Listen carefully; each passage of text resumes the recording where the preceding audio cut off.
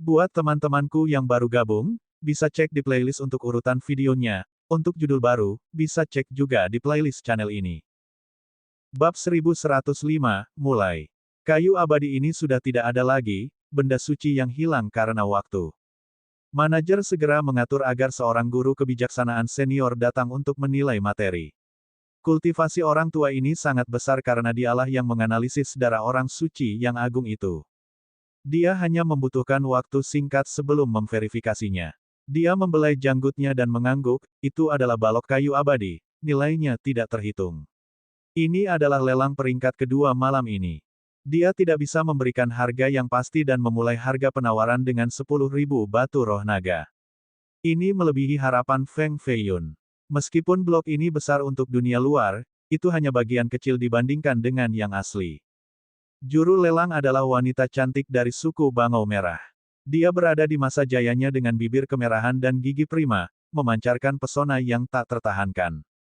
Malam ini, kami memiliki total 543 harta langka untuk dilelang, masing-masing unik dan menakjubkan, Anda tidak akan kecewa, para tamu yang terhormat.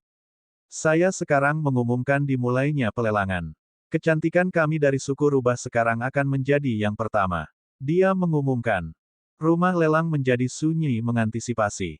Seorang iblis wanita rubah dengan 3 ekor berjalan ke atas panggung sambil memegang nampan kristal dengan gulungan kulit di atasnya. Beberapa pembudidaya dapat mengatakan bahwa itu istimewa karena dibuat dari kulit binatang buas, spesies dari time immemorial. Mengesampingkan konten, hanya materi saja yang berharga. Keindahan Bangau memperkenalkan, terbuat dari kulit binatang penglihatan dengan total 475 volume dan 84.000 ayat dari tablet penghancur dunia. Rumor mengatakan bahwa tablet tersebut berisi peristiwa yang mengejutkan. Nenek moyang suku menggunakan darah mereka untuk menyalin konten. Tidak ada yang mengerti mengapa mereka memperdagangkan hidup mereka untuk melakukannya. Meskipun demikian, ketika seseorang mengumpulkan cukup banyak rune, mereka akan dapat memahami isinya. Setiap ras mencoba mengumpulkannya tetapi tidak ada yang memiliki semua rune. Itu koleksi yang cukup besar, penjualnya pasti orang hebat dari Vision Beast, kata Mo Yao Yao. Feiyun juga terkejut, hanya barang pertama yang agak berharga. Kembali di Jin, Istana Roh Suci juga memilikinya, memperlakukannya sebagai warisan mereka. Namun, itu memucat dibandingkan dengan koleksi ini. Rune dibayar dengan darah leluhur mereka, tidak ada yang mau menjualnya. Seseorang pasti telah mencurinya dari mereka. Feiyun menggelengkan kepalanya. Juru lelang senang melihat para tamu menyatakan minatnya pada harta karun pertama. Dia tersenyum dan berkata, aturan rumah lelang kami adalah bahwa mata uang minimum adalah batu roh naga. Gulungan ini dimulai dari 80 batu dengan setiap kenaikan tawaran tidak kurang dari 1 batu. Mari kita mulai. 1 batu naga sama dengan 100 juta batu misterius sejati. 1 pun dianggap sebagai harta yang menentukan di Jin, yang dulu berisi pemeliharaan surgawi. Di sini, itu adalah denominasi terkecil. Para ahli di sini akan menganggap 1 batu lebih berharga daripada seluruh Jin karena dinasti itu tidak berguna bagi mereka. 80. 81, 82. Ini bukan jumlah yang kecil sehingga semua orang menawar dengan hati-hati. 100. Seseorang akhirnya membawanya ke level berikutnya. 105. 108. Seorang laki-laki dengan tatapan tajam dan hidung mancung keluar dari salah satu ruangan VIP. Dia menyatakan, ini adalah barang suci dari suku kami, saya menawar 200 batu sekarang. Jika ada yang berani menaikkan harga, Anda akan menjadi musuh kami. Udara dingin mengambil alih rumah lelang, dia pasti seorang ahli dari sana. Juru lelang mengingatkan, Tuan, Anda tidak mengikuti aturan rumah lelang. Setiap orang bebas untuk menawar, ancaman dan taktik intimidasi tidak diperbolehkan. Anda benar, Nona Kian-Kian. Saya minta maaf atas kurangnya kesopanan saya. Pria tua itu mencibir dan menatap kamar itu sekali lagi sebelum pergi. Tidak ada yang ingin menyinggung suku ganas ini dan menyerah pada penawaran. Harta karun berikutnya memiliki harga awal yang tinggi juga, pegas 7 warna, ramuan sumber 8, senjata abadi peringkat ke-17. Feiyun akhirnya mendapatkan 2 harta, permata roh bumi dan jimat penenang jiwa. Permata itu terbentuk dari esensi murni bumi. Dia menghabiskan 350 batu untuk itu karena dia ingin memberikannya kepada Long Luofu. Mengenakan permata akan membuatnya mengumpulkan energi lebih cepat dan menstabilkan janin. Jimat penenang jiwa adalah sesuatu dari neraka itu sendiri. Itu memiliki warna merah seperti darah dengan rune yang aneh. Dia hanya menghabiskan 50 batu untuk itu. Dia melihat jimat itu dan tidak menganggapnya istimewa. Mengapa kamu menyuruhku mengambil benda ini? Dia bertanya pada Yao Yao. Bukankah kamu akan segera pergi ke gerbang pertama? Itu akan berguna di sana. Dia mengungkapkan senyum misterius. Bagaimana kamu tahu ini? Matanya menyipit. Ini juga bukan pertama kalinya kamu ke sana, kamu dan bambu roh itu. Saya yakin Anda akan mencobanya lagi. Dia tersenyum. Aku punya pertanyaan yang sama lagi. Dia berkata. Haha, dia tertawa dan mengubah topik, kayu abadi berikutnya, bersiaplah untuk harga setinggi langit. Sementara itu, juru lelang memasang senyum aneh dan berkata, harta selanjutnya adalah dari time immemorial. Saya akan mengatakan bahwa harga awalnya adalah 10.000 batu naga. Petik 2 tanda seru petik 2. Ini menyebabkan kehebohan. Darah orang suci sudah. Sebagian besar ada di sini untuk darah. Tidak, harga awal darah seharusnya lebih tinggi. Apalagi yang bisa menjamin tawaran awal yang begitu tinggi. Setelah melihat bahwa suasananya benar, juru lelang berkata, harta karun ke-240, kayu surga abadi. Penggarap menjadi terkejut segera. Bahkan Pangeran Tiran dan Dewi Phoenix tidak bisa mempercayainya. Mereka berdiri dan menatapnya dengan intens. Ada terlalu banyak legenda tentang pohon ini. Untuk burung gagak emas, itu dulunya adalah rumah orang suci mereka. Namun, pada akhir time immemorial, itu ditebang oleh Phoenix surgawi. Hal ini menyebabkan penurunan gagak emas dan mereka tidak lagi kompetitif. Rumor mengatakan bahwa Phoenix mengambil pohon itu untuk memperpanjang umurnya. Orang suci ini menghilang sesudahnya. Menurut beberapa orang, Phoenix gagal dalam prosesnya dan memutuskan untuk menggunakan pohon itu sebagai peti mati. Hari ini, sebatang pohon ditemukan. Apakah ini berarti seseorang telah menemukan makam Dewa Phoenix? Atau apakah Phoenix surgawi kembali sekarang? Implikasinya benar-benar menggugah pikiran. Bahkan dua jenius besar kehilangan ketenangan mereka. Bab 1106, harga setinggi langit. Dua setan harimau berotot membawa balok kayu ke atas panggung. Meskipun saat ini disegel, kerumunan masih bisa mencium aroma yang berasal darinya bersama dengan hukum Dao di dalamnya. Beberapa mencoba untuk melihat lebih dekat ke kayu dengan niat surgawi mereka tetapi terhalang oleh kekuatan tak terlihat. Sama seperti legenda, ini benar-benar immemorial Heavenwood. Big Bro, kita harus membeli ini bagaimanapun caranya. Pangeran keempat gagak emas menjadi emosional. Pangeran Tyrant sangat ingin memukul anak itu. Semua orang tahu betapa mereka menginginkan kayu itu. Menyatakan ini dengan keras hanya meminta masalah. Mereka kuat tetapi seperti kata pepatah, pohon tertinggi menangkap angin paling banyak. Beberapa suku iblis tidak keberatan menaikkan tawaran ke tingkat yang konyol. Nyatanya, beberapa lelaki tua di ruangan itu menyeringai jahat. Ini hanya sepotong kecil dari pohon, energi rohnya juga setengah terkuras, tidak perlu menghabiskan terlalu banyak untuk itu. Pangeran Tyrant berkata dengan tenang. Seorang wanita dari suku burung api berkata, apakah kamu tidak memiliki kolam surgawi dengan air dari zaman dahulu kala? Jika Anda menempatkan blok di sana, itu mungkin akan hidup kembali dan tumbuh menjadi pohon lagi. Pangeran Tyrant memelototinya setelah mendengar ini, tetapi dia tidak takut sama sekali. Burung api juga merupakan suku suci dan tidak perlu takut padanya. Suasana sudah mencekam sebelum pelelangan dimulai. Juru lelang agak puas dengan itu dan berkata, menurut guru kebijaksanaan Yuan Hong, ini memang sepotong kayu surga abadi. Jadi, saya tidak perlu menguraikan nilainya. Tawaran awal adalah 10.000 dengan kenaikan tidak kurang dari 100. 10.000, 10.100, 11.000. Ini adalah jumlah yang mengerikan tetapi pesertanya termasuk bangsawan dan bangsawan dari alam manusia dan iblis. Mereka memiliki sumber daya yang luar biasa, terutama para tetua dari suku iblis suci. Kekayaan mereka telah terakumulasi selama bertahun-tahun. Beberapa dari mereka memilih untuk tidak menonjolkan diri sambil tetap menawar sesuatu yang istimewa ini. Fei Yun terintimidasi oleh kekayaan mereka juga. Dia memiliki sekitar 10.000 batu naga atau lebih, semua yang berhasil dia dapatkan dari perbendaharaan pengadilan suci. Kembali ke Six Central, hanya penguasa teritori yang sekaya dia, tetapi ini tidak berarti banyak sekarang. 15.000. 15.500. Tawaran tidak menunjukkan tanda-tanda melambat. Pada awalnya, Fei Yun tidak berpikir bahwa itu akan menghasilkan banyak uang. Lagi pula, ini hanya sepotong kecil dan dia bisa mendapatkan lebih banyak lagi yang seperti itu. Saya tidak menganggapnya istimewa karena saya punya terlalu banyak. Bagi mereka, hanya blok ini yang merupakan artefak punah dari time immemorial yang dapat digunakan untuk membuat pil. Setan pohon juga dapat melihat kulit kayu dan rune untuk mempelajari Dao sejak saat itu. Fei Yun berpikir sendiri. Dia berkata pada dirinya sendiri untuk tidak serakah karena semakin tinggi pasokan, semakin rendah nilainya. Namun, dia ingin memberi wanita berbaju biru satu blok karena itu akan sangat berguna untuknya.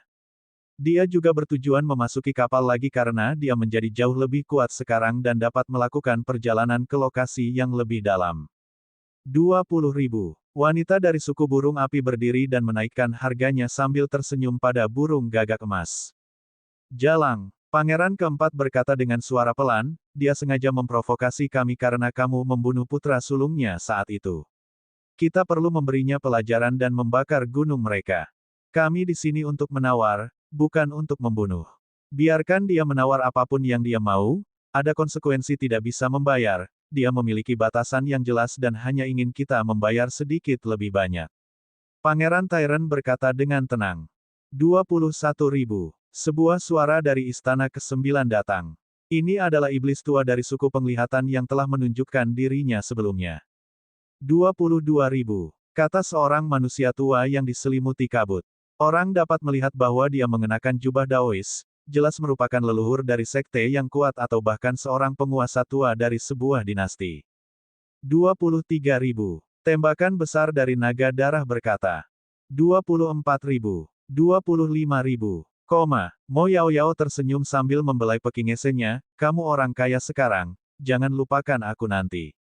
Wow, melihat semua batu roh membuatku ingin membiarkanmu melakukan apapun yang kamu mau. Dia secara alami tidak membelinya. Aku ingin tahu siapa kamu. Mengapa Anda membuka toko parfum di pasar ini? Apakah itu ada sebelum perjalanan Anda ke Jin atau sesudahnya? Dia menjadi penasaran. Haha, kenapa kamu bertanya?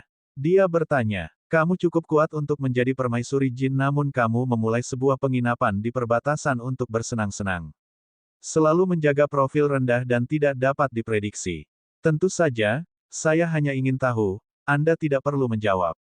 Dia berkata. Sementara itu, tawaran sekarang berada di 30.000 dan tidak menunjukkan tanda-tanda melambat. Aku akan memberitahumu mengapa aku berada di Jin, tetapi setelah pelelangan. Dia tersenyum. 40.000. Wanita dari suku burung api itu berteriak. Ini adalah harga yang gila sekarang. Taois tua itu ragu-ragu dan berhenti.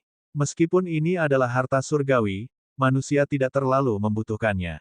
Dia bisa saja menawar lebih tinggi tetapi tidak ada gunanya memusuhi iblis-iblis ini. Yang lain merenungkan situasinya dan berhenti juga. 45.000. Setan dari suku penglihatan tidak berhenti. 50.000. Aura mengerikan datang dari salah satu istana. Yang lain menjadi khawatir setelah mendengar suara ini. Fei Yun tahu bahwa pembicara adalah orang suci palsu yang telah menyerang gunung sebelumnya. Sayangnya, dia tahu bahwa dia masih memiliki cara untuk pergi sehingga bukan waktunya untuk balas dendam. 60.000. Dewi Phoenix akhirnya bergabung dalam pertunjukan. 80.000. Pangeran Tyron membuka matanya dan menawar juga. 100.000. Wanita burung api itu segera menawar. Harga ini melebihi ekspektasi semua orang termasuk juru lelang. Ini gila, pergi setinggi ini di hadapan darah orang suci. Fei Yun tahu bahwa wanita itu ingin Pangeran Tyron kehilangan banyak uang hari ini. Bab 1107, Darah Grand Sein. Tawaran baru membuat Raja Iblis dari suku Visi ragu. Banyak lagi yang menyerah pada balapan. 110.000, pohon Sudosein terus berlanjut, menyebabkan lebih banyak yang menyerah. 120.000, tawaran Dewi Phoenix. 130.000, Pangeran Tyron mengikutinya. Hanya 4 yang tersisa sekarang, semua pembudidaya kaya yang menggunakan balok kayu dengan baik. 150.000, 160.000. Tawaran tidak menunjukkan tanda-tanda melambat. Ini karena Gagak Emas dipaksa untuk melanjutkan. 200.000. Wanita dari suku burung api ragu sejenak sebelum membawanya ke level berikutnya. Pohon Sudosein akhirnya berhenti pada titik ini. 210.000. Pangeran Tyran melanjutkan dengan nada dingin. Dia kemudian tersenyum dan berkomunikasi secara telepati dengannya, Nyonya Huaksu, sebaiknya Anda berhenti di sini karena Anda tidak mampu membeli 200.000 batu. Apakah Anda tidak tahu konsekuensi dari tidak mampu membayar? Kamu akan terus berjalan. Dia mencibir. Jika harganya cukup tinggi, saya akan berhenti. Pangeran Tyran menjawab. Dia mendengus dan tidak menawar lagi.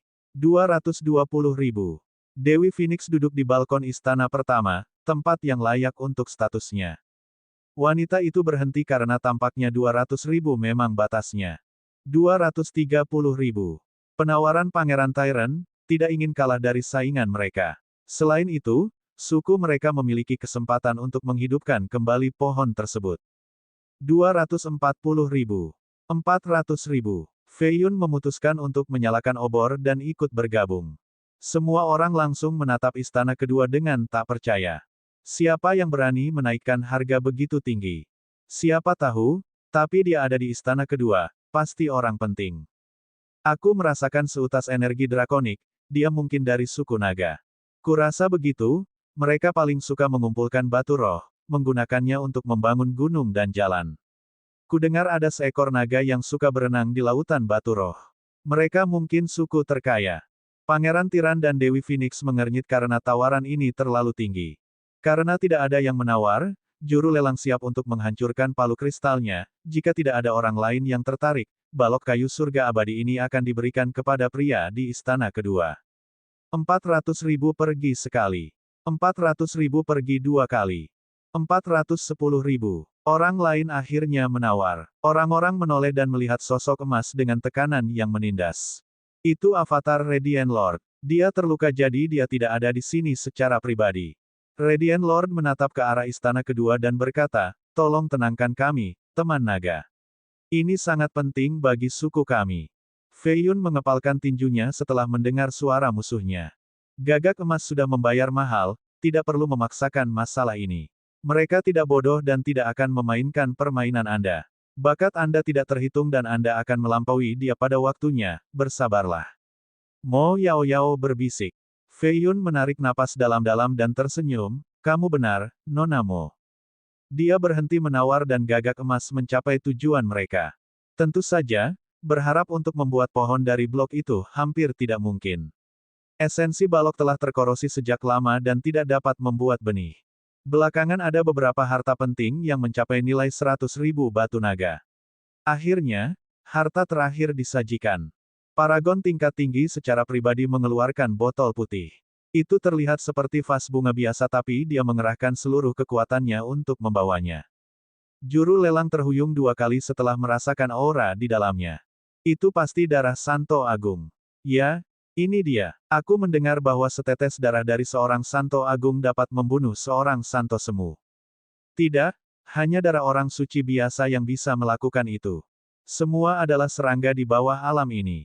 Semua orang berbicara di antara mereka sendiri dan bertanya-tanya bagaimana rumah lelang mendapatkannya.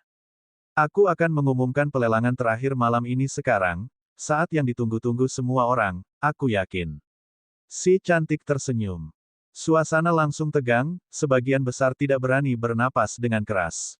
Sekarang, aku yakin kamu ingin tahu orang suci mana yang memiliki darah ini, kan? Dia pergi. Itu seharusnya Sein Agung 9 panah. Tidak, saya pikir itu Earth King Grand Sein. Tetesan darah milik Immemorial Divine Phoenix. Setelah analisis Wisdom Master Yuan Hong, Santo Phoenix mencapai tingkat ini selama usia tua dan menjadi Grand Son of Time Immemorial keempat, halaman kejayaan terakhir periode ini. Ekspresi Phoenix Goddess yang biasanya tabah akhirnya berubah menjadi senyuman kebanggaan. Gulungan kuno menggambarkan periode yang dikenal sebagai Time Antiquity. Time Immemorial lebih tua dan hanya memiliki legenda pada saat ini. Sekarang, dengan darah ini, tampaknya suku Phoenix benar-benar memiliki orang suci yang agung. Ini membuat mereka merasa agak bangga. Fei Yun sendiri terkejut karena dia hanya menghormati kultivasi ini. Bahkan, ini adalah panutannya. Phoenix Surgawi Abadi. Apakah itu berarti tempat peristirahatan Santo Agung telah ditemukan? Ini luar biasa. Sementara itu, Fei Yun berpikir dalam hati, bagaimana ini bisa terjadi? Kuburan jelas ada di dalam bejana saya, mengapa darah orang suci ada di sini sekarang? Apakah kuburan itu hanya pelayan orang suci? Bagaimana tetesan darah ini bisa keluar? Dia memiliki terlalu banyak pertanyaan tentang masalah ini. Di sisi lain, Mo Yaoyao menatap panggung dengan senyum tipis. Tolong tenang, semuanya. Juru lelang berkata, tetesan darah dikelilingi oleh aqua surgawi, satu-satunya hal yang dapat memikul besarnya darah ini. Tawaran awal adalah 100.000 dengan kenaikan tidak kurang dari 1.000. Beberapa lelaki tua yang diam selama ini akhirnya duduk tegak dengan ekspresi serius. Aura mereka juga berubah. Bab 1108, Rahasia. 100.000, 110.000, 150.000. Nilai tetesan darah melebihi Immemorial Heavenwood, karenanya tawaran gila. Hanya butuh beberapa detik untuk tawaran melampaui 200.000. 300.000. Fei Yun menawar setelah mendapatkan 410.000 pada sepotong kayu. 350.000. 400.000. 500.000. Fei Yun menghela nafas karena mereka terlalu gila. Dia sendiri tidak bisa bersaing dengan tuan tua ini. 600.000. Tawaran Radiant Lord. 700.000. Dewi Phoenix bergabung. 1 juta. Tawaran orang tua biasa. Tidak ada tanda-tanda melambat setelah tawaran ini juga. Fei Yun menyadari bahwa tidak ada cara untuk memenangkan setetes darah secara adil dan jujur. Tentu saja, selama perampokan tidak terjadi di rumah lelang, penguasa pasar akan menutup mata terhadapnya. Ini hanyalah sifat serakah dari para pembudidaya. Kamu sudah pergi, kata Mo Yaoyao. Kulit seputih saljunya sebening kristal, rambut hitamnya kontras dengan belahan dadanya yang seperti susu. Lelang kayu sudah selesai, aku harus mengambil batu rohku, tentu saja. Jika orang melihat saya keluar dari belakang panggung, saya akan menjadi target. Dia tersenyum. Apakah kamu tidak ingin tahu siapa yang akan mendapatkan darahnya? Dia bertanya. Lagi pula itu akan menjadi berita besar nanti. Kamu akan mendapatkan bantuan untuk sebuah rencana. Katanya, terlihat cukup untuk membuat pria tergila-gila. Sebenarnya aku tidak terlalu membutuhkan darah. Dia tersenyum. Bagaimana dengan Nona Hongyan? Fei Yun tahu bahwa dia terlalu pintar untuk dibodohi. Semua iblis rubah licik. Pada titik ini, tawaran telah mencapai 2 juta dan Fei Yun duduk kembali. Kurasa aku bisa menunggu sampai ada pemenang. Dia berkata. Tidak hanya ada satu blok Immemorial Heavenwood, kan? Yao Yao bertanya. Fei Yun awalnya terkejut sebelum mengangguk, semakin langka, semakin berharga.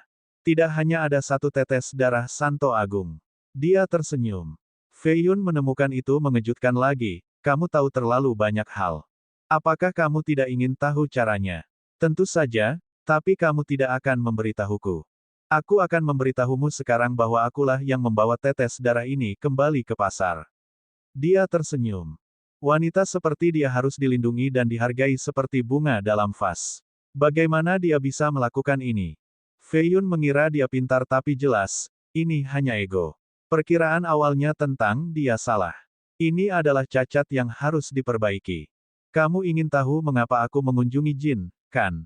Kamu bilang akan memberitahuku setelah pelelangan.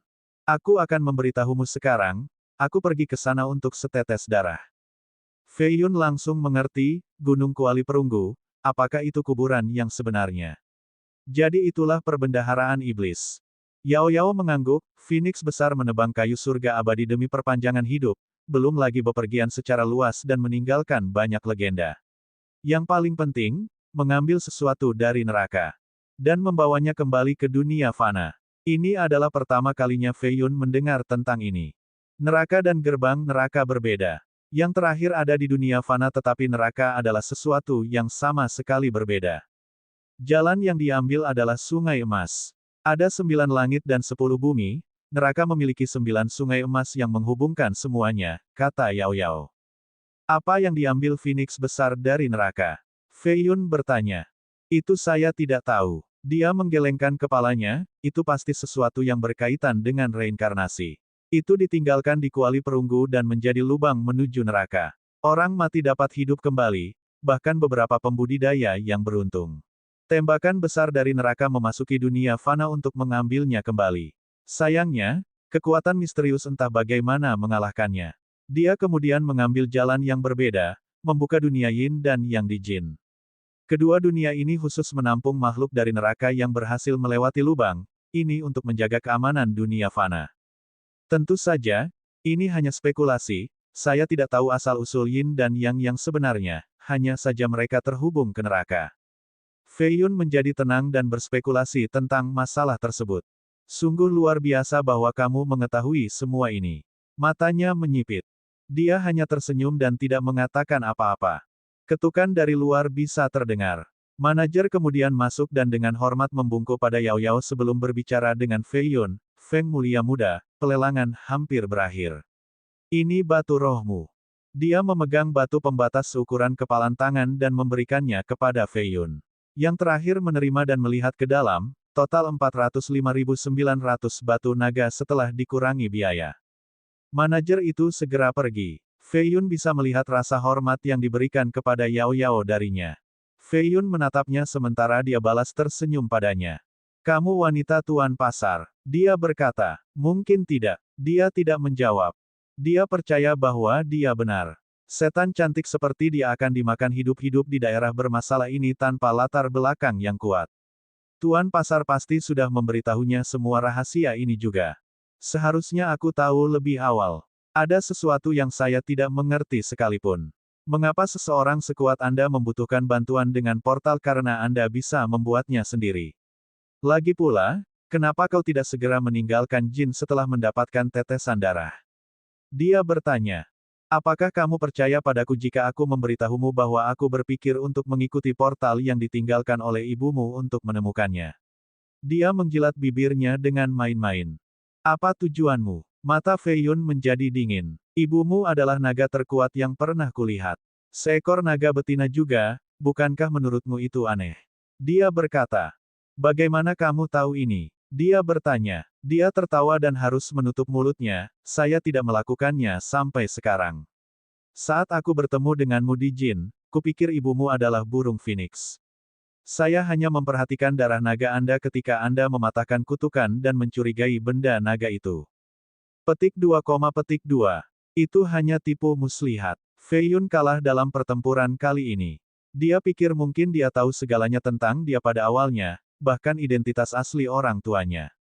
Jangan sedih, tidak mudah bagi seorang pria untuk tetap tenang dan tenang di hadapan wanita cantik sepertiku. Saya hanya ingin mencari tahu kebenarannya. Dia berkata, pria harus menjadi gila di depan wanita cantik, untuk siapa mereka menyimpan energi ini, pria lain. Dia berkata, yah, kamu mungkin menjadi gila sekarang, aku tidak akan menolak. Apakah kamu berani? Dia bertanya. Bab 1109, Penguasa Kekacauan. Kata-katanya membuatnya berfantasi tentang kemungkinan. Jantungnya mulai berdetak lebih cepat dan ekspresinya menjadi tidak wajar. Meskipun demikian, dia memilih untuk menjadi seorang pria terhormat dan tidak mengubah topik, mengapa kamu bersikeras mengikuti portal ibuku? Karena aku bertemu dengannya di kuali perunggu. Dia mencoba menemukan jiwa ayahmu sementara aku mencari perbendaharaan. Dia menyeringai dan tahu bahwa Fei Yun tidak akan melakukan apapun. Kemudian, ibumu meninggalkan jin tetapi meninggalkan sebuah portal yang hanya diketahui oleh pelayannya dan ayahmu. Dan kamu juga, jadi aku mencarimu untuk menemukannya. Dia melanjutkan. Kenapa kau ingin bertemu dengannya lagi? Fei Yun mengerutkan kening. Itu, rahasia, kata Yao Yao. Kulitnya yang sempurna dan pipinya yang memerah membuat orang ingin menciumnya. Biar ku tebak, kalian berdua bertarung di kuali perunggu dan kalian kalah. Fei Yun menggelengkan kepalanya. Aku tidak bisa memberitahumu. Dia mengubah topik, tidak ada gunanya membicarakan ini. Apakah kamu tidak ingin tahu tentang darah? Fei Yun tersenyum, berpikir bahwa dia benar. Ini membuatnya kesal tetapi dia masih berkata, saya tidak menemukan sisa-sisa burung phoenix besar di dalam perbendaharaan, hanya beberapa tetes darah yang mengambang di atas samudera surgawi. Saya hanya berhasil mengambil satu tetes jadi jika Anda membutuhkannya, Anda bisa pergi ke sana alih-alih mempertaruhkan hidup Anda melawan pukulan besar. Kamu benar-benar hanya punya satu. Fei Yun tetap skeptis.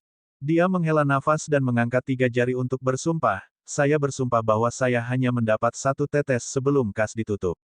Percayalah, aku tidak berbohong kali ini.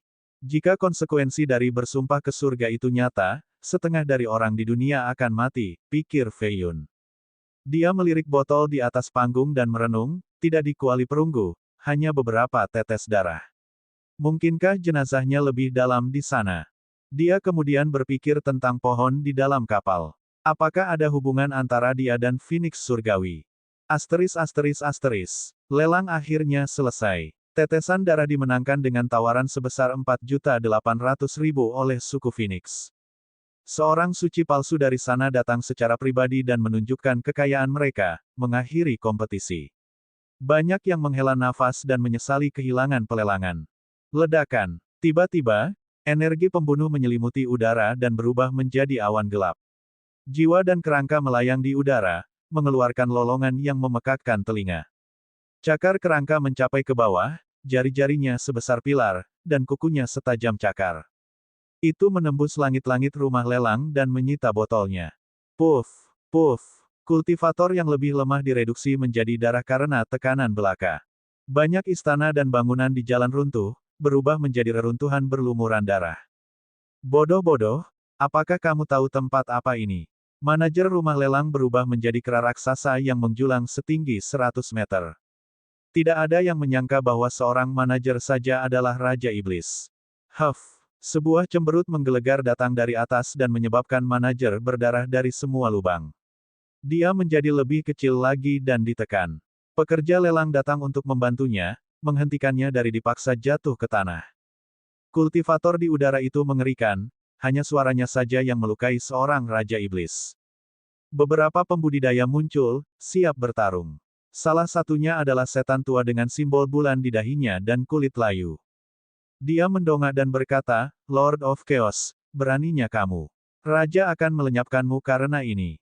Raja pasar tidak terlihat selama ribuan tahun, saya tidak perlu takut pada orang mati. Suara serak itu menjawab. Angin bawah datang dan memaksa Raja Iblis kembali. Orang bodoh yang tidak berguna, beraninya kamu berbicara di hadapanku. Suara itu mencibir saat awan mulai terbang menjauh. Seekor burung Phoenix yang berapi-api menghentikan jalannya dan berkata, darah itu milik kami, kamu tidak akan meninggalkan tempat ini. Phoenix bangga dan tidak takut pada lawan manapun. Suara mendesing. Itu memuntahkan sin flame dan membakar awan, membuat kerangka dan hantu menjadi asap. Sementara itu, Fei Yun sudah kabur karena tekanan bisa saja membunuhnya. Di mana Mo Yao Yao? Dia melihat sekeliling dan melawan hantu sambil mencarinya di antara reruntuhan. Dia tidak tahu kemana dia pergi. Gemuruh. Cakar Sudosein Phoenix merobek area itu menjadi zona kosong. Aku tidak ingin lebih memusuhi ratu dengan membunuhmu, jangan paksa aku. Suara itu berkata dengan dominan. Energi bawah semakin intensif dan berubah menjadi tornado untuk menjebak burung Phoenix. Suara mendesing. Cakar kerangka menembus penghalang api Phoenix dan membuatnya terbang. Perlu diingat bahwa seorang Phoenix Sudosein jauh lebih kuat daripada mereka yang berada di alam kultivasi yang sama. Aku menghormati Soaring Phoenix Queen dan tidak akan membunuh jenismu. Jika ada yang ingin mengambil kembali tetesan darah itu, temui aku di gerbang pertama neraka. Dia menyatakan. Ada orang suci palsu lainnya yang hadir tetapi mereka terintimidasi setelah melihat kekalahan Phoenix. Tiba-tiba, aura menakutkan lainnya menyelimuti seluruh pasar. Semua orang merasakan ketakutan naluriah sesudahnya. Fei Yun hampir berlutut. Ini mirip dengan melihat dewa dan tidak merasakan apa-apa selain rasa hormat. Raja, ekspresi orang suci palsu berubah. Adapun Raja Iblis dari rumah lelang, mereka berlutut tanpa merasa malu. Tidak ada yang salah dengan berlutut di hadapan orang suci. Tulang Fei Yun berderak karena tekanan tapi dia memilih untuk tidak berlutut. Inti batinnya diaktifkan dan mengurangi tekanan. Di antara kerumunan, hanya dia dan orang suci palsu yang berhasil tetap berdiri. Raja Pasar, suara Lord of Chaos berubah, tidak lagi dominan seperti sebelumnya. Awan gelap juga surut. Suara mendesing. Mereka berubah menjadi balok dan menembus ruang, ingin melarikan diri. Ledakan. Kekuatan tak terlihat menariknya kembali dari zona dimensional dan membantingnya ke tanah. Yang mulia raja, saya minta maaf karena menyinggung Anda. Ini, dapatkan kembali darahnya. Dia melempar botol itu kembali sebelum berlari lagi. Ah! Saat dia berlari, dia tiba-tiba menjerit kesakitan. Sebuah tangan hitam jatuh dari awan dan mendarat di tanah, mengubah radius 1000 mil menjadi kematian. Untung baginya, dia hanya mengirim satu tangan, bukan seluruh tubuhnya. Meskipun demikian, ini masih cedera besar. Tentu saja, mengingat reaksinya, dia tidak berani membalas dendam.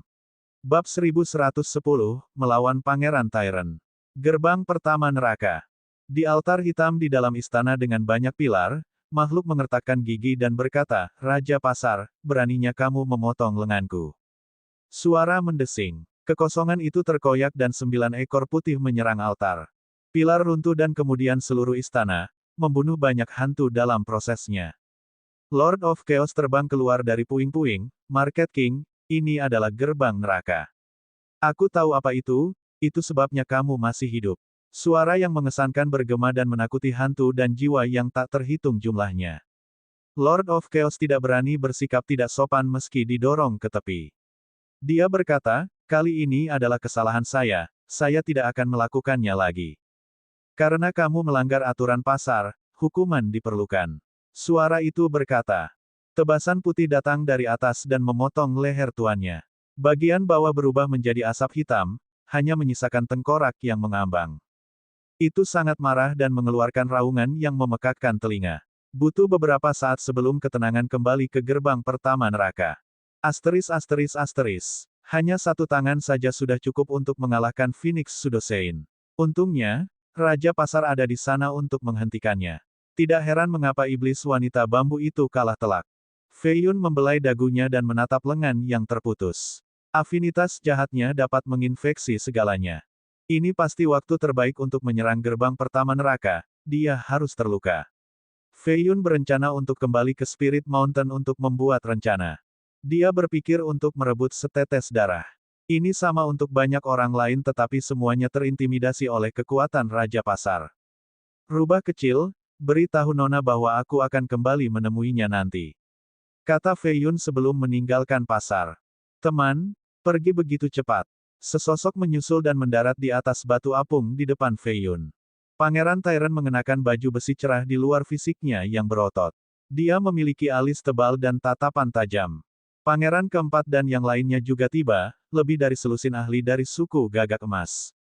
Mereka mengelilingi Fei Yun dan memancarkan panas seperti tungku. Mereka telah mengawasinya untuk sementara waktu sekarang. Aku sudah meninggalkanmu sendirian namun kamu masih ingin membuat masalah. Apakah Anda pikir saya begitu mudah diintimidasi? Suara Fei Yun menjadi dingin pada kata-kata terakhir. Aku hanya ingin melihat apakah kamu memiliki garis keturunan Phoenix, itu saja. Kata Pangeran Tyrant. Kamu pikir kamu memiliki kekuatan untuk melakukannya. Fei Yun tidak mencintai pemuda ini. Aku tahu kamu memiliki pendukung yang kuat, tetapi apakah kamu berani bertaruh melawanku? Pangeran Tyrant takut pada kakek Yu. Taruhan apa? Jika kamu bisa memblokir 3 pukulan dariku, aku akan memberimu 1000 batu naga. Jika Anda tidak bisa, saya ingin setetes darah. Dia berkata. Menurutnya, 1000 batu naga adalah jumlah yang besar untuk setengah iblis. Pria itu tidak akan bisa menolak. 1000 batu naga, haha, Pangeran Agung Gagak Emas terdengar seperti seorang pengemis. Fei Yun menggelengkan kepalanya, aku bisa bermain bersamamu tapi taruhannya bukan untuk 1000 batu naga, itu akan menjadi set baju besimu. Set armor ini bukan untuk bertaruh. Ekspresi Pangeran Tyrant menjadi gelap. Ini hanya membuat Fei Yun lebih percaya diri dalam spekulasinya. Sungguh mengecewakan, pangeran terkenal kurang percaya diri bahkan saat menghadapi setengah iblis. Sepertinya masa depanmu tidak begitu cerah. Fei Yun terkekeh dan ingin pergi, tidak ingin membuang waktu. Baik, taruhan itu. Tapi jangan salah paham, ini bukan karena trik psikologismu, aku yakin bisa membunuhmu dalam 3 langkah. Kata Pangeran Tyrant. Fei Yun berpikir bahwa orang ini terlalu peduli dengan wajah. Aura sang pangeran tiba-tiba berubah dan menjadi lebih panas. Armor itu mulai menjadi merah karena panas. Sekelompok awan berapi muncul di bawah kakinya. Aura ini cukup mengesankan dan memiliki intensitas matahari itu sendiri. Sekutunya mundur karena mereka tidak ingin terjebak di area pengaruh. Tidak buruk. Fei Yun menjadi serius. Gelombang kejut saja memaksanya mundur 30 kaki atau lebih. Segel angin. Pangeran Tyrant mengangkat kedua tangannya ke depan dan angin kencang muncul di sekelilingnya untuk membentuk pusaran.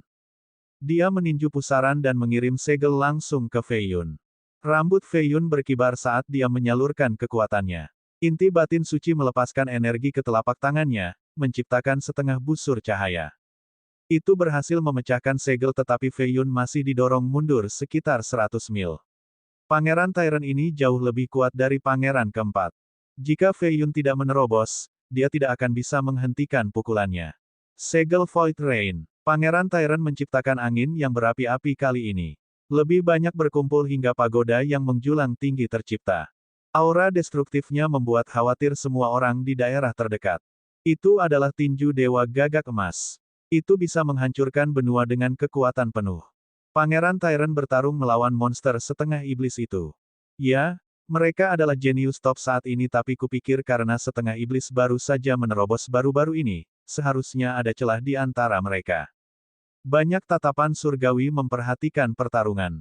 Pukulan kedua Pangeran Tyrant bahkan lebih menakutkan dan tidak ada hubungannya dengan hujan, hanya api. Tinju surgawi Myriad Beast. 10.000 binatang buas muncul di belakang Fei Yun, semuanya ganas dan bersemangat untuk bertarung. Dia membentuk segel dengan kedua tangan dan melepaskan serangan 10.000 kali lipat. Ledakan. Pagoda yang berapi-api itu runtuh, potongan jatuh ke tanah seperti meteor. Itu teknik top dari burung Phoenix, kamu pasti salah satunya. Pangeran Tyrant meraung dan mengubah tangannya menjadi cakar emas. Palu Dewa Petir. Dia meraung dan menciptakan palu ungu yang terbuat dari petir. Ini adalah teknik petir tingkat tinggi. Segel kosmik. Fei Yun menciptakan seluruh dunia di telapak tangannya yang diberkati dengan afinitas Buddhis. Halos muncul di belakangnya bersama dengan nyanyian agung. Palu dan segel bertabrakan, mengakibatkan gempa dahsyat. Bab 1111, kembali ke gerbang neraka. Tubuh Pangeran Tyrant gemetar saat dia pucat dan darah mengalir di sudut bibirnya. Namun, dia menyembuhkan lukanya dan mengubah kulitnya kembali normal di detik berikutnya.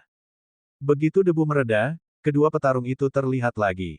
Pangeran Tyrant berdiri di sana dengan bangga, tidak ternoda oleh setitik pun kotoran.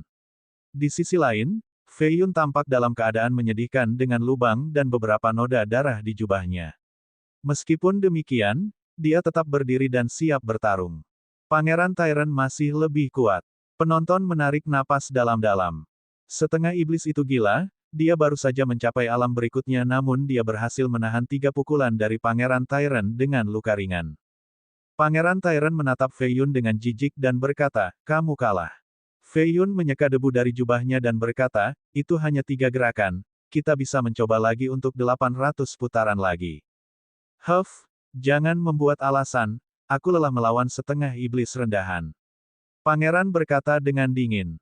Fei Yun tahu bahwa luka sang pangeran lebih serius daripada lukanya, karena itu penolakannya. Dia tidak keberatan sama sekali karena dia lebih suka orang lain tidak tahu tentang kekuatannya yang sebenarnya. Ini hanya akan menyebabkan tuan yang lebih tua mencoba melenyapkannya.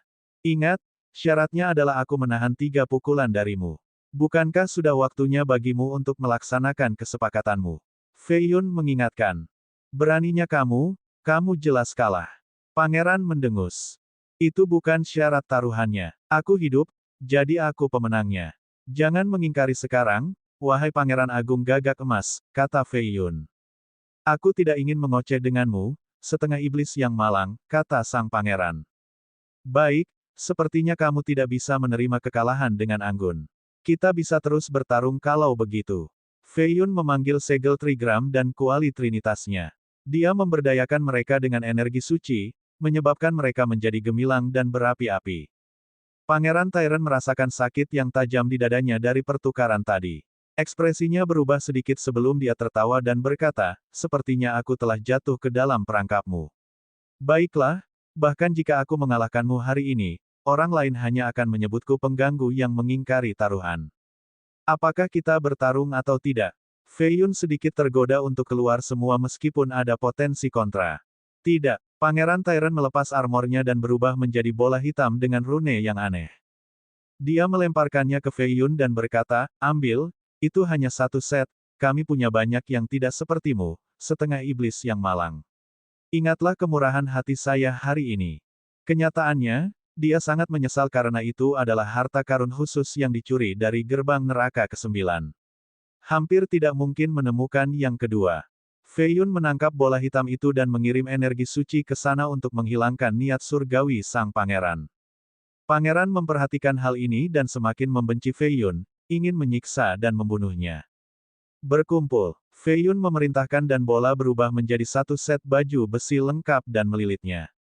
Dia merasa seolah-olah ada dunia berbeda yang memisahkannya dari arus. Pelat dada mengeluarkan kabut hitam pekat tapi ini bukan dari neraka. Harta karun yang disia-siakan untuknya, dia bahkan tidak tahu misterinya. Kalau tidak, saya tidak akan bisa melukainya. Fei Yun berpikir dan tersenyum pada sang pangeran, Anda benar-benar pria yang memegang kata-kata Anda, yang mulia, betapa mengagumkannya, terima kasih atas baju besinya. Dengan itu, dia berbalik dan pergi. Pangeran Tyron berdiri di sana sambil tersenyum tetapi tidak ada yang mendengar suara tinjunya mengepal erat. Gunung Roh teratai. Fei Yun kembali ke puncak dan menunggu di luar kuil. Orang lain yang sedang mandi di mata air melihatnya dan keluar. Bagaimana iblis itu? Semua yang pernah Anda impikan. Penyu itu menyeringai. Sangat mengesankan bahwa dia kembali utuh. Kata naga darah. Apa yang kalian berdua bicarakan? Buah menjadi bingung. Ya, sangat mengesankan, dia wanita Raja Pasar. Fei Yun tersenyum dan berkata. Apakah kamu? Tunggu, apa? Kura-kura menjadi khawatir, saya harap Anda tidak melakukan apa-apa. Tentu saja tidak. Bagus, karena dia tak tersentuh. Kura-kura dan naga darah berpikir bahwa jika dia melakukan sesuatu, mereka akan lari sejauh mungkin darinya. Apakah dia sudah keluar? Fei Yun bertanya. Ya, dia berencana dengan kakek Yu tentang cara menyelamatkan Lotus Saintes. Kata kura-kura. Dia kemudian memasuki jembatan dan benar saja, keduanya berbicara di sisi lain. Dia memberitahu mereka tentang kejadian di pasar. Keduanya sangat gembira karena ini adalah kesempatan sempurna untuk menyerang. Kita harus pergi sekarang. Wanita itu memanggil kapalnya dan rombongan melakukan perjalanan menuju gerbang pertama neraka. Kura-kura itu duduk di atas buah dengan naga darah melingkari lehernya seperti liontin. Dia sangat marah, bahkan tidak menungguku. Lihat saja, saya pernah ke gerbang pertama sebelumnya, tidak seperti saya takut. Saat Fei Yun duduk di geladak, cincinnya bersinar dan berkomunikasi dengan kapal. Efek ini menjadi semakin jelas. Wanita berbaju biru secara alami mengenali ini dan sesekali melirik cincin itu. Fei Yun berencana berbicara dengannya tentang masalah ini setelah menyerang gerbang pertama. Sebuah istana kuno melayang di kegelapan. Hanya gerbang yang menakutkan yang dapat dilihat dengan sebuah plakat bertuliskan 3 karakter, gerbang neraka. Kakek Yu mengumpulkan energi dan berteleportasi di depan pintu masuk. Yang hidup tidak diperbolehkan di sini, pergi. Peringatan ganas datang dari hantu dengan taring dan tanduk panjang. Aku di sini mencari jiwa. Kata kakek Yu sambil berpose dengan kedua tangan di belakang punggungnya. Aturan melarang mengambil jiwa dari neraka. Hantu itu tidak segera menyerang, menyadari kultivasi kakek Yu yang mengerikan. Dan aku di sini untuk menantangnya. Kakek Yu membuat segel kun dengan kedua tangan, melemparkannya ke gerbang. Segel itu tampaknya lambat tetapi kenyataannya, itu cukup dalam untuk menghancurkan rune luar untuk mengenai gerbang yang sebenarnya. Hantu itu segera berlari setelah melihat ini. Ledakan. Istana berguncang hebat setelah tumbukan tetapi gerbangnya tetap berdiri. Itu terbuat dari batu pemulihan surga yang disempurnakan oleh 1000 orang suci, kekuatan kasar saja tidak dapat menghancurkannya. Kata kura-kura sambil mendarat dengan buah. Semakin dekat ke gerbang, semakin berbahaya. Hanya seseorang sekuat kakek Yu yang bisa sedekat itu tanpa kesulitan. Tiba-tiba, kabut mengerikan muncul dengan iblis di dalamnya. Itu mengepul dan meluas seperti badai yang meningkat. Bab 1112, menyerang gerbang neraka. Suara mendesing. Miasma keluar dari tembok. Di dalamnya ada penunggang iblis dengan pedang, siap melahap daging. Tanpa belas kasihan, pengacau, kakek Yu justru mundur ke belakang karena gerombolan itu menyerupai lautan. Orang lain akan gemetar ketakutan setelah melihat ini. Meskipun demikian, dia tetap tenang dan menciptakan penghalang emas untuk perlindungan. Setiap iblis yang bersentuhan dengan penghalang menguap menjadi asap. Mereka terus memukulnya seperti kunang-kunang. Wanita, beraninya kamu kembali. Sepertinya aku seharusnya membunuhmu terakhir kali tetapi kamu tidak akan seberuntung itu sekarang. Suara arogan Lord of Chaos datang dari dalam. Wanita berbaju biru menyapu udara dengan cabang bambu, menghancurkan ribuan iblis dalam sekejap mata. Kulitnya seputih permata tanpa celah. Saat dia berjalan menuju gerbang, dia berkata, Lotus Saintes membunuhmu karena semua dosa keji yang telah kamu lakukan tetapi dia tidak menghancurkan jiwamu. Setelah mengasihani Anda, dia bahkan membantu Anda dengan dao hantu, memungkinkan Anda untuk menjadi penguasa gerbang pertama.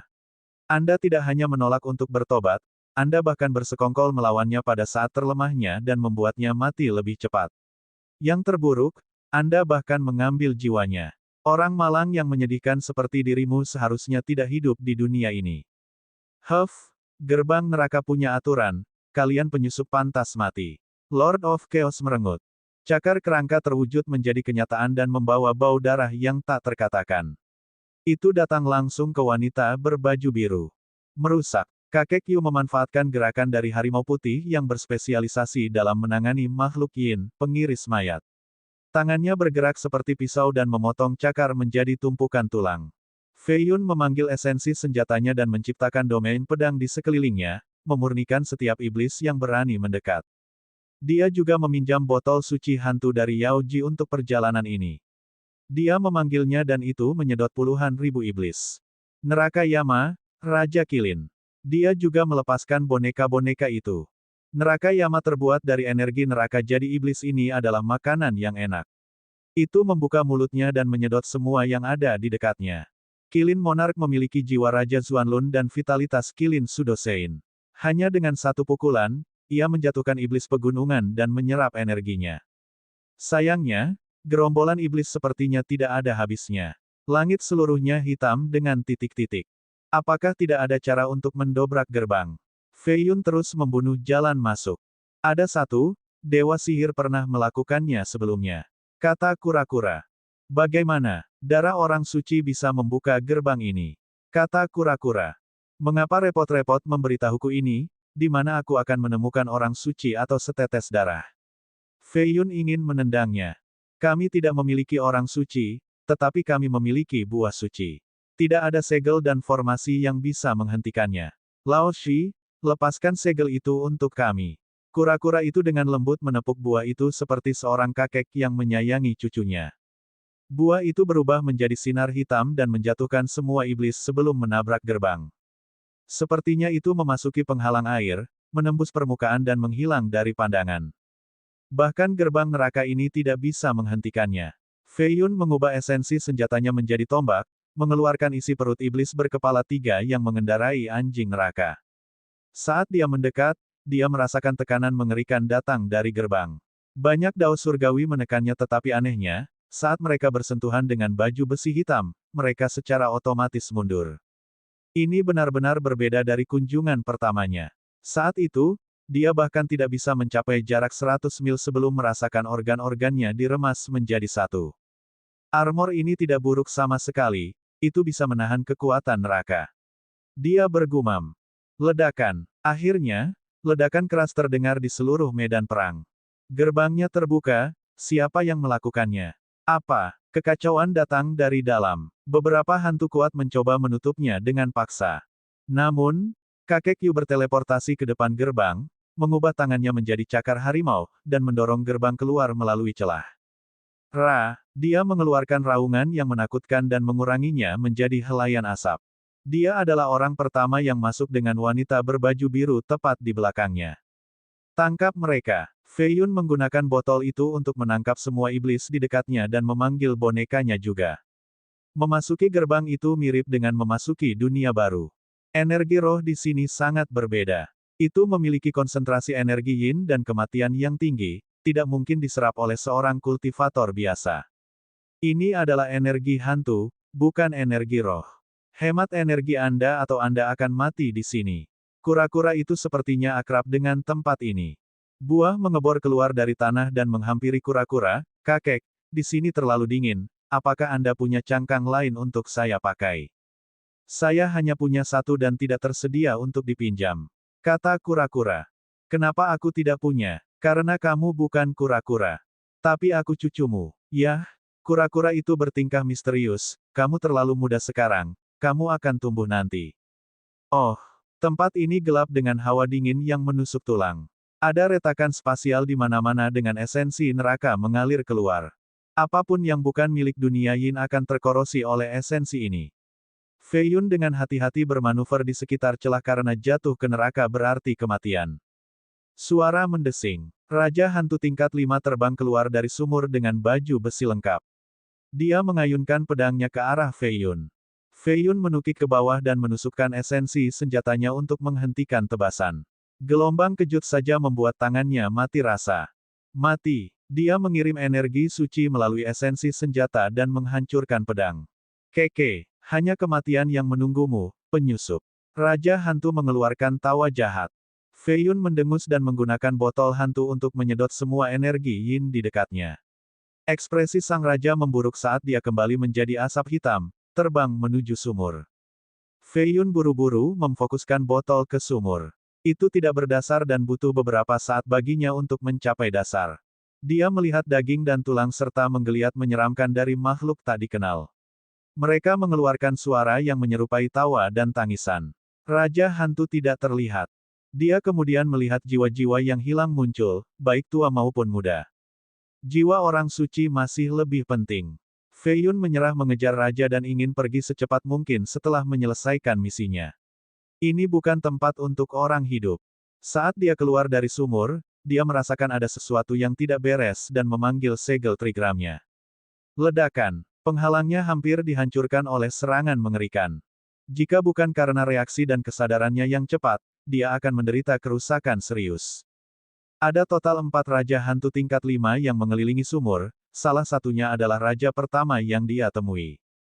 Mereka tampak mirip dan memiliki api di mata mereka. Bab 1113, melawan Raja Hantu. Mati. Keempat raja hantu menebas Fei Yun dengan pedang yang terbuat dari tulang. Kekuatan mereka bervariasi di tingkat kelima. Yang lemah hanya sebanding dengan kultivator kemunculan surga yang baru sementara yang lebih kuat bisa melawan penguasa wilayah dan Raja Iblis. Keempatnya bukan yang terbaik tetapi setelah menyerap energi neraka begitu lama, esensi mereka jauh lebih murni daripada Raja Hantu yang ditemukan di dunia fana. Fei Yun mengaktifkan semua jiwa binatang buasnya dan mengirim salah satunya terbang ke gedung hitam. Lengannya pada saat ini lebih keras daripada beberapa senjata kuno karena teknik tersebut meningkatkan kekuatannya 10.000 kali. Kematian. Dia menunjuk raja dan menggunakan Tribulation Break, melenyapkannya. Dalam hal kekuatan fisik, dia tidak akan mampu menghancurkan satu pukulan pun setelah melakukan 80 pukulan. Sayangnya, Tribulation Break bisa menghancurkan segudang dao. Ini secara alami termasuk dao hantu. 3 raja lainnya menjadi takut setelah melihat ini. Bagaimana dia membunuh salah satu dari mereka hanya dengan mengangkat jarinya? Teknik apa ini? Dia memelototi mereka dan berkata, katakan padaku di mana jiwa Lotus Saintes di penjara. Jika tidak, kematian. Ketiganya terhuyung mundur setelah mendengar kata, kematian. Keke, kita sudah mati sekali, kita tidak takut mati. Salah satu dari mereka tertawa dan berkata, mati kalau begitu. Fei Yun tidak menggunakan Tribulation Break kali ini karena dia harus membuat mereka lengah terlebih dahulu. Jika mereka memiliki pertahanan dan segalanya siap, itu mungkin tidak langsung membunuh mereka. Botol hantu itu terbang dan menangkap salah satu dari mereka sambil berteriak dan meronta. Menyaring. Fei Yun mengingatnya dan mengucapkannya dengan dingin. Jeritan yang datang dari botol itu menyakitkan dan mengerikan. 2 raja hantu lainnya saling bertukar pandang dan memutuskan untuk kabur. Masih berlari. Fei Yun menggunakan botol itu untuk menangkap salah satunya sambil melepaskan segel kosmik di botol lainnya. Tangannya menjadi gemilang dan diresapi dengan energi suci, cukup untuk menangkap yang kedua. Bicaralah, di mana jiwa itu? Matanya terbakar dengan api Phoenix saat dia memberi tekanan pada raja. Racun di sekitar makhluk itu menjadi lebih lemah saat dikatakan, bagaimana Anda memiliki energi suci? Anda bukan orang suci. Bicaralah sebelum aku membuatmu menjadi debu. Suara Fei Yun menjadi lebih dingin, ingin mengendalikan pikirannya. Berat, kamu tidak bisa mengendalikanku. Meski gemetar karena tekanan, Raja Hantu tetap pantang menyerah. Dia telah mencapai tingkat kelima Dao Hantu, artinya dia telah mengalami banyak cobaan dan rasa sakit. Kondisi mental mereka hampir tidak bisa dihancurkan. Meskipun Fei Yun memiliki energi suci, dia hanya bisa mengalahkan mereka, tidak memaksa mereka untuk tunduk. Jimat penenang jiwa bisa membuatnya patuh. Kata kura-kura. Fei Yun membelinya di pelelangan karena Mo Yao Yao mengatakan bahwa itu mungkin berguna saat menyerang gerbang neraka pertama. Dia mengeluarkan sepotong giok kasar dengan rune hantu dan energi yin yang padat. Dinginnya tak tertahankan. Kamu benar-benar punya satu. Kura-kura mengambilnya dari tangannya dan menyimpannya di dalam cangkangnya. Serakah bahkan sekarang, kata Fei Yun. Tidak, ini akan sia-sia, aku punya metode lain. Kata kura-kura. Naga darah itu langsung tahu apa yang ingin dilakukannya setelah mendengar ini. Kura-kura itu meludahi Raja Hantu dan menggambar rune rumit di atasnya. Mereka mengeluarkan cahaya putih redup. Hantu kecil, bermainlah dengan baik sekarang. Kura-kura itu menggigit jarinya dan mulai melantunkan sambil mengetuk kepala hantu itu. Ini menimbulkan rasa sakit yang menyiksa, menyebabkan hantu itu berguling-guling dan menghancurkan beberapa bangunan. Tidak ada gunanya, aku pernah mengalami rasa sakit yang parah sebelumnya. Hantu itu menggertakkan giginya dan memelototi kura-kura itu. Main bagus sekarang. Kura-kura itu bernyanyi lagi. Aku bahkan tidak takut mati. Main bagus sekarang. Bos, tolong, saya salah. Saya akan mendengarkan sekarang. Hantu itu berlutut dan memohon pengampunan, tidak mampu menahan siksaan yang berkepanjangan. Fei Yun juga tidak bisa mempercayainya. Ini adalah kutukan besar, salah satu dari 8 seni abadi. Bahkan orang suci pun tidak bisa menahannya, apalagi Raja Hantu. Sekarang, Anda bisa bertanya kepadanya tentang warna celana dalam saudara perempuannya dan dia akan memberitahu Anda segalanya. Kura-kura itu sombong. Tidak perlu bertanya, itu putih, oke. Hantu itu tampak kalah. Kamu benar-benar punya saudara perempuan. Kura-kura itu bertanya. Aku suka putih. Naga darah mengeluarkan ledakan tawa mesum. Tidak ada hubungan darah, hanya setelah sampai di gerbang neraka. Hantu itu terungkap. Fei Yun tidak peduli dengan ini dan hanya memikirkan seberapa efektif kutukan besar itu. Sekarang, beritahu aku di mana jiwa itu berada. Dia bertanya. Aku khawatir hanya Lord of Chaos yang tahu jawabannya. Kata hantu itu. Benar-benar, hantu kecil, bermainlah dengan baik, dia mulai melantunkan mantra. Hantu itu panik dan berteriak, sungguh, saya tidak tahu, dia menyimpan jiwa para ahli di sebuah pagoda dan memakannya nanti, itulah mengapa kultivasinya meningkat begitu pesat. Secara teori, jiwa makhluk hidup akan melakukan perjalanan melalui gerbang sebelum mencapai neraka. Kekuatan tak terlihat mendorong momen ini. Adapun hantu dan jiwa yang masih berada di dunia fana, ini ada hubungannya dengan keadaan kematian atau alasan lainnya. Sebagai penguasa gerbang pertama, penguasa kekacauan telah menyimpan jiwa-jiwa yang kuat untuk dirinya sendiri. Ini melanggar hukum tetapi tidak ada yang berani mengkritiknya. Jika keturunan orang mati mengetahui hal ini, mereka akan melancarkan ekspedisi melawannya. Perbuatan yang tidak bermoral seperti itu, kata Fei Yun. Siklus reinkarnasi ada untuk memberi setiap orang kesempatan lagi. Namun, jiwa yang dilahap mengalami kematian yang sebenarnya. Tentu saja, ini memang jalan pintas yang efektif. Jiwa kultivator kemunculan surga bisa 100 juta kali lebih bergizi daripada jiwa biasa. Adapun jiwa orang suci, ini tak ternilai harganya mirip dengan ramuan kuno. Bab 1114, Pagoda Hantu, Orang Suci. Ada istana dan bangunan terapung di mana-mana, tampak ilusi. Tempat itu menyerupai dunia yang ditutupi kerudung hitam dengan hawa dingin yang aneh. Ini adalah kamar Lord of Chaos. Raja Hantu memimpin Feng Fei Yun ke istana tertentu. Hanya langkah-langkahnya saja sudah mengintimidasi. Di luar ada 8 altar, tampaknya terbuat dari pegunungan yang diubah dengan potongan horizontal. Di atas altar ada aliran darah mendidih. Tentara yang mengerikan membawa jiwa kembali ke altar, benar-benar pemandangan neraka. Aku hanya bisa membawamu ke sini. Raja Hantu tampaknya takut.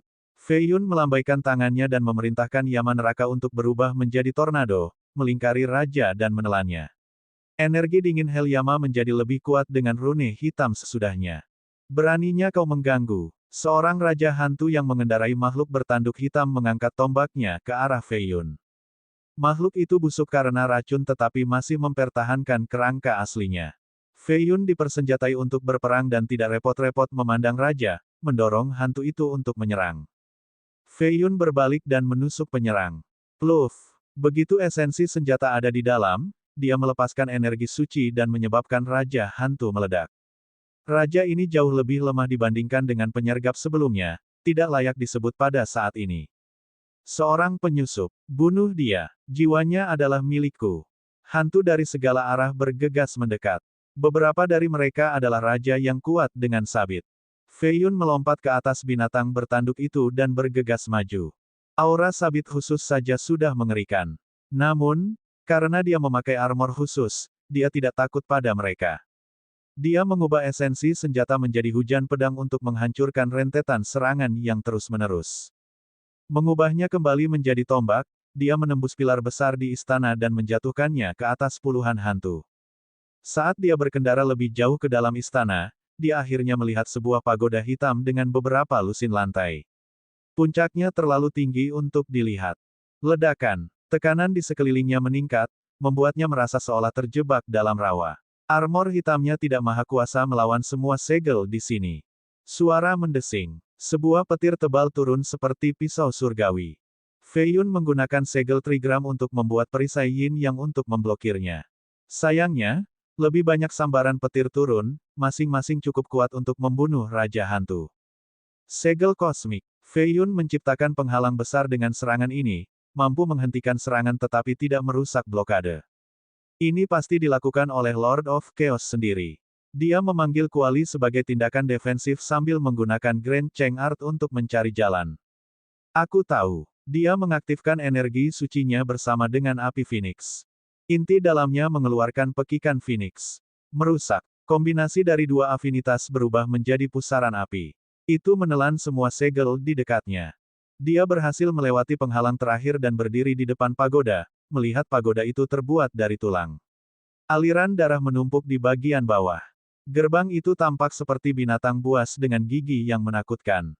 Feng Fei Yun, kamu benar-benar mencoba menyelamatkan Lotus Saintes. Kura-kura itu bertanya. Kamu benar-benar takut? Fei Yun melihat ke bawah. Aku tidak takut, hanya saja jika lelaki tua Yu itu mengatakan yang sebenarnya, aku cukup yakin orang suci ini adalah kekasih ayahmu. Ibumu tidak akan senang tentang ini. Kura-kura itu tertawa. Dia adalah wanita yang setia di mataku. Dia berkata. Gemuruh. Ledakan terang tiba-tiba meletus di atas. Ledakan. Sesosok menabrak beberapa istana dan berlumuran darah, Lord of Chaos. Dia terluka parah, tidak lagi angkuh seperti sebelumnya. Lawannya adalah Kun besar dengan sayap bersisik bercak langit. Kun berubah menjadi orang tua yang bijak dan melepaskan serangan telapak tangan lainnya, menyebabkan tuan itu berteriak kesakitan. Sebuah pohon bambu dengan daun cerah juga turun dan berubah menjadi wanita cantik dengan kulit putih dan mata berbinar. Dia dengan dingin berkata, hari ini adalah hari terakhirmu, penguasa kekacauan. Saintes, selamatkan aku. Lord of Chaos berlari ke pagoda dan memohon bantuan, menghancurkan dahinya ke tanah. Fei Yun menjadi bingung dan melihat ke atas. Energi hantu berkali-kali lebih kuat dari apapun yang terlihat sebelumnya meletus. Pluf! Fei Yun dikirim terbang sejauh 10 mil sebelum bisa berhenti dengan mencengkeram celah di tanah. Sangat kuat. Aku ingin darah Santo Agung itu. Suara wanita yang halus namun dingin menjawab. Lord of Chaos gemetar, jelas takut pada orang ini, darahnya, telah diambil oleh Raja Pasar. Maka kamu tidak berguna. Setelah mendengarnya lagi, Fei Yun menemukan bahwa suaranya juga indah. Maafkan aku, Saintes. Dewa memohon lagi. Wanita berbaju biru mendengar suara ini dan menatap pagoda yang berlumuran darah. Dia tidak bisa mempercayainya, Saudari Lotus. Biru, kamu telah berubah. Suara itu tetap dingin. Kamu tahu bahwa aku hampir mati datang untuk menyelamatkanmu. Sebagai orang suci palsu, Blue tidak menangis tetapi suaranya disertai dengan kesedihan dan kekecewaan. Sekarang, bahkan orang bodoh pun tahu siapa penguasa sebenarnya dari gerbang neraka pertama.